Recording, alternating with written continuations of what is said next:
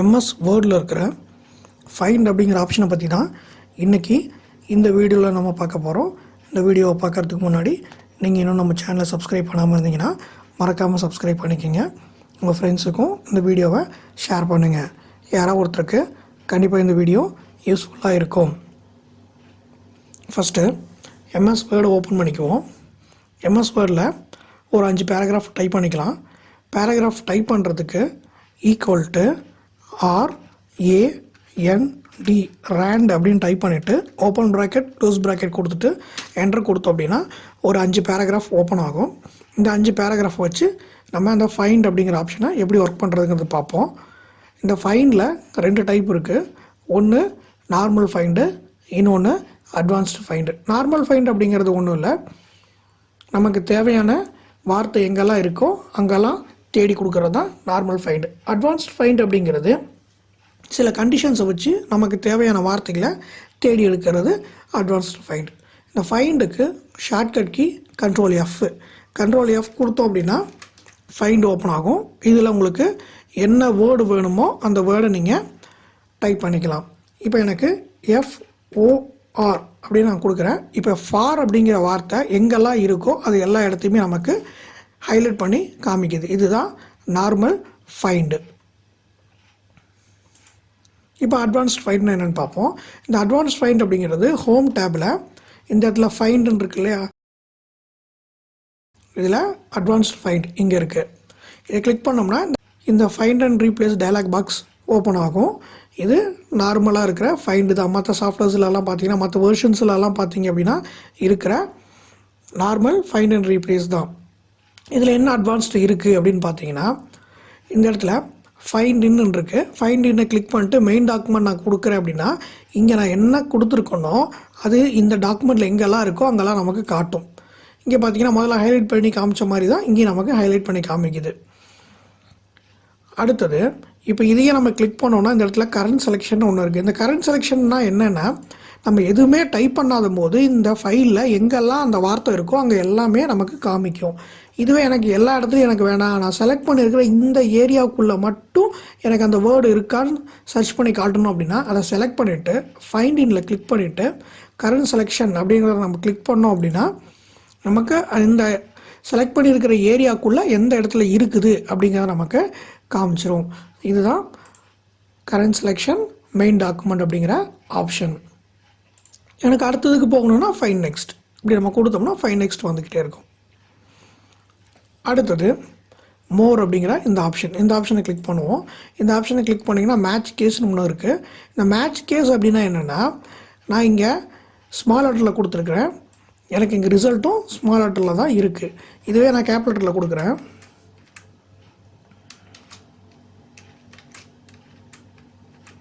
Gap லெட்டரில் கொடுத்துக்கிறேன்.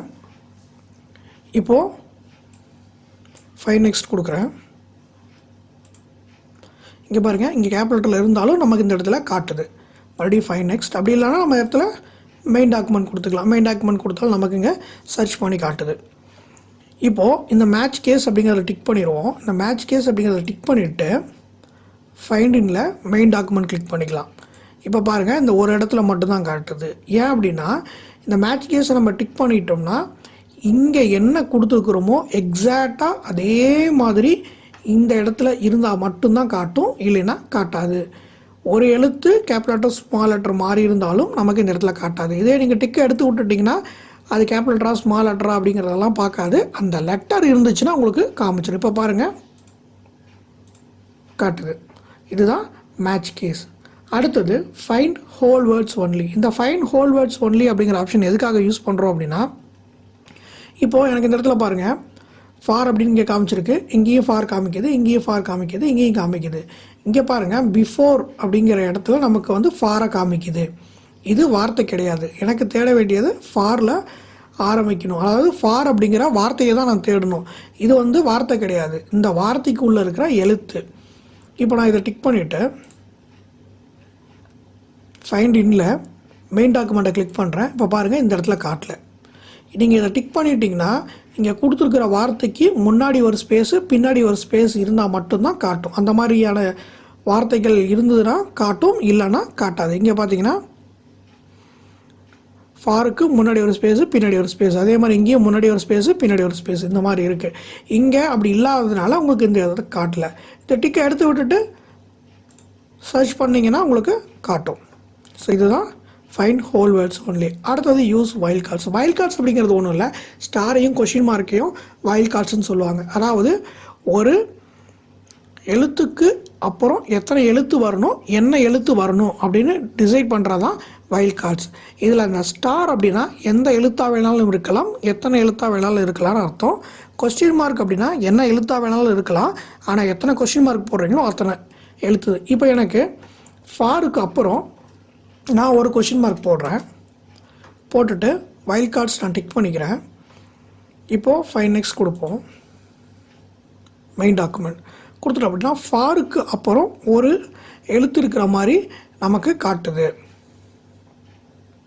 Small எடுத்துக்கலாம். இப்போ மெயின் டாக்குமெண்ட் இப்போ பாருங்கள், ஃபாருக்கு அப்புறம் ஒரு எழுத்து நமக்கு காட்டுது. இதே எனக்கு ஃபாருக்கு அப்புறம் 2 எழுத்து எனக்கு வேணும் அப்படின்னா 2 கொஸ்டின் மார்க்.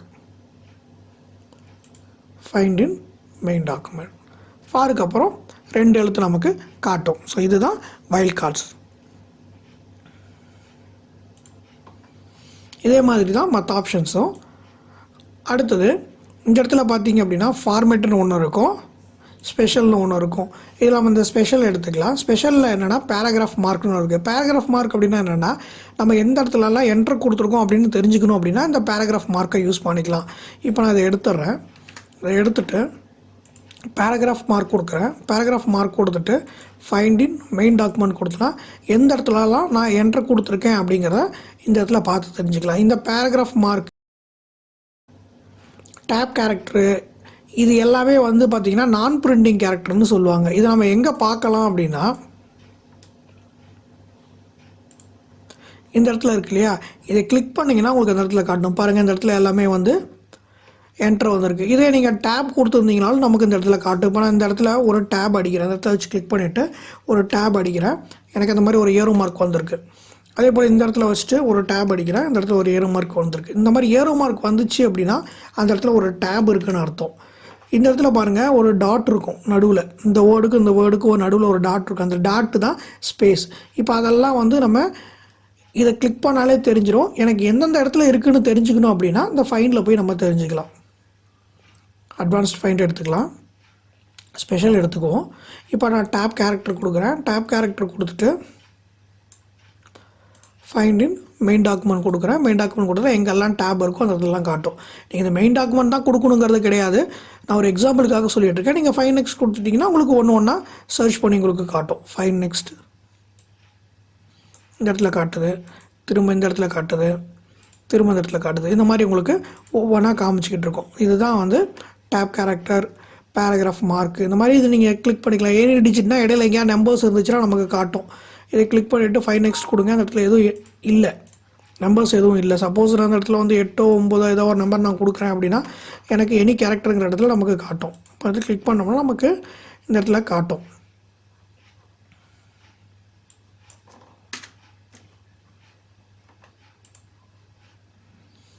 எனி டிஜிட் கொடுத்துட்டு ஃபைன் மெயின் டாக்குமெண்ட் இந்த இடத்துல நமக்கு காட்டுது.